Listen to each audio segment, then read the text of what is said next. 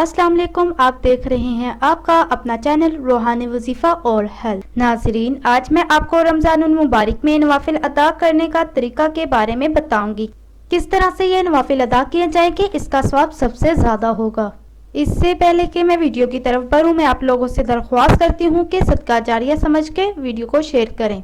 नाजरीन, नवाफिल को अदा करने का तरीका सुन लीजिए। सबसे पहले आपने 4 नवाफिल अदा करने हैं। वो कुछ इस तरह हैं। 4 रकत नवाफिल मुसलमानों को लाजिम है कि तरावी और दीगर नवाफिल से रमजान की रातों को आबाद रखें। खसूसन शब कदर में ये नफल 27वीं शब को पढ़ें।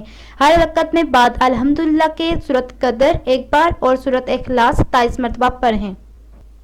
जो शख्स ये 4 रकत नफल पढ़ेगा वो गुनाहों से ऐसा पाक होगा कि गोया वो आज ही पैदा हुआ है, और अल्लाह तबारक ताला 1000 महल जन्नत में अता करेगा। इसी तरह 2 रकत नफल शब कदर यानी 27वीं शब को पढ़ें। हर रकत में बाद अल्हम्दुलिल्लाह के इन्ना अंज़लना यानी सूरत कदर एक बार और सूरत इखलास 3 बार पढ़ें। जो शख्स ये 2 रकत नफल अदा करेगा, अल्लाह ताला उसको शब कदर का सवाब अता करेगा और इसके रोजे कबूल करेगा, और इसको सवाब हजरत इदरीस अलैहिस्सलाम, हजरत शुएब अलैहिस्सलाम, हजरत याकूब अलैहिस्सलाम, हजरत दाऊद अलैहिस्सलाम, हजरत नूह अलैहिस्सलाम का अता किया जाएगा, और इसको जन्नत में मशरिक से मगरिब तक एक शहर अता किया जाएगा।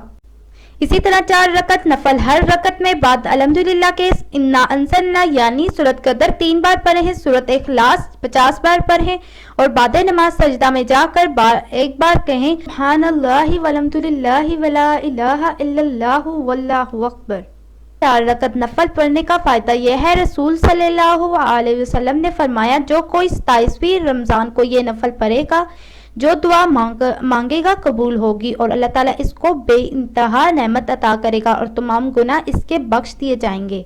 नवाफिल अदा करने के बाद शब कदर की दुआ अल्लाहुम्मा इन्नका अफूवन तुहिब्बुल अफ़्वा फ़अफ़ु अन्नी या गफूरू या गफूरू।